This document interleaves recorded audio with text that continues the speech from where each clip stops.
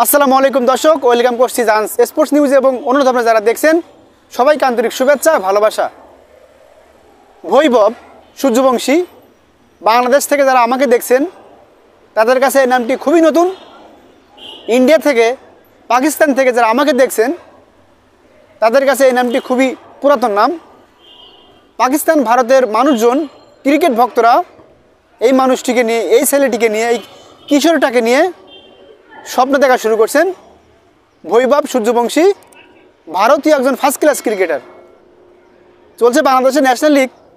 আমি কেন ভারতীয় এই উঠতি ক্রিকেটার, কিশোর ক্রিকেটার, মাত্র 14 বছর বয়সে এই ক্রিকেটারকে নিয়ে আলোচনা করছি। ভিডিওটি আপনি শেষ পর্যন্ত দেখতে পারেন এবং আমি যখন কথা বলছি নিশ্চয়ই স্ক্রিনে আমার কথার মাঝখানে স্ক্রিনে এই ছেলেটির ছবি আপনারা দেখতে পাচ্ছেন। বৈভব সূর্যবংশী ভারতীয় একজন 13 বছর 235 দিনের যুবক, কিশোর বলা চলে। বৈভব সূর্যবংশী ভারতীয় ফার্স্ট ক্লাস ক্রিকেটে যার অভিষেক হয়েছে এবং দুনিয়ার সবচেয়ে প্রতিদ্বন্দ্বীমূলক ক্রিকেট, যে টুর্নামেন্টে খেলার জন্য দুনিয়ার সব ক্রিকেটার হুবড়ি খেয়ে পড়ে, মুখিয়ে থাকে কখন এই টুর্নামেন্ট হবে, IPL ইন্ডিয়ান প্রিমিয়ার লিগ। সেই ইন্ডিয়ান প্রিমিয়ার লিগের নিলামে অল্প বয়সী, সবচেয়ে কম বয়সী ক্রিকেটার বৈভব সূর্যবংশী নিলামের প্রাথমিকভাবে ইন্ডিয়ান ক্রিকেট বোর্ড BCCI তাকে এই বৈভব সূর্যবংশীকে নিলামে রেখেছে। চলুন এক নজরে জেনে আসি এই ছেলেটির জীবনী।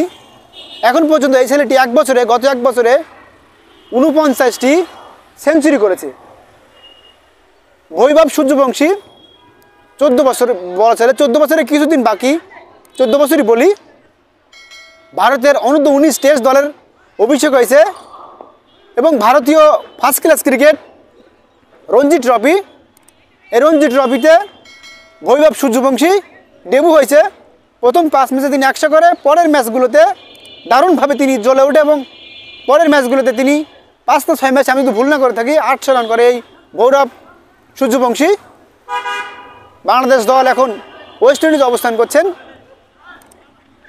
সেখানে সাদাত হোসেন দীপু 4 টেস্টে 8 ইনিংসে, 4 টেস্ট ম্যাচে 8 ইনিংসে 118 রান করে, সর্বোচ্চ 31 সাদাত হোসেন দীপু।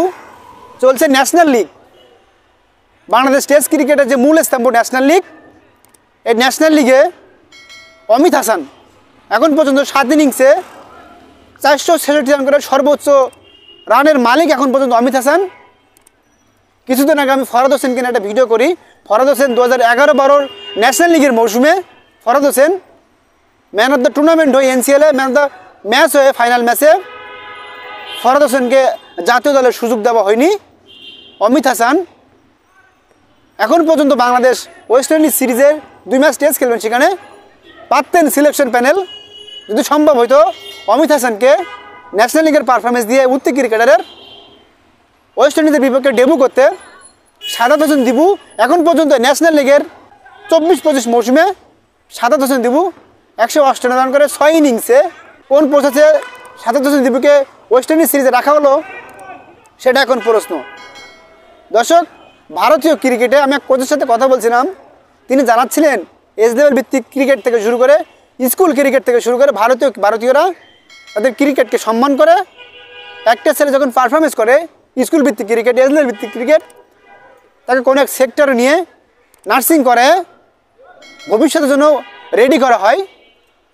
বৈভব সূর্যবংশী তার ভিতরে অন্যতম একজন নক্ষত্র। এই ছেলেটিকে নিয়ে ভারতীয় মানুষজন, এই ছেলেটিকে নিয়ে পাকিস্তানি মানুষজন, এই ছেলেটিকে নিয়ে বাংলাদেশে যারা ক্রিকেট ভক্ত আছেন নিশ্চয়ই গতকালকে দেখছেন এই ছেলেটির ভবিষ্যৎ এবং বাংলাদেশ, পাকিস্তান, ভারত বিশ্ব ক্রিকেটকে মাথাতে বৈভব সূর্যবংশী ভারতীয় ক্রিকেটার তারকা হবে এবং ভারতীয় ক্রিকেটের পাইপলাইন এত বেশি স্ট্রং, এত বেশি শক্ত। দক্ষিণ আফ্রিকার বিপক্ষে ভারতের যে T20-তে সঞ্জু স্যামসন দুর্দান্ত সেঞ্চুরি দেখলেন আপনারা, 2জন সেঞ্চুরি করলো T20-তে, বিশ্ব রেকর্ড। এটা হয়তো বাংলাদেশ আর ভারত ক্রিকেটের পাইপলাইন কিংবা বাংলাদেশ ও ভারত ক্রিকেটের পার্থক্য করে দেয়। অমিত হাসানকে ওয়েস্ট ইন্ডিজ সিরিজে না রেখে সাদাত হোসেন দীপুকে ওয়েস্ট ইন্ডিজ সিরিজে রাখা হয়।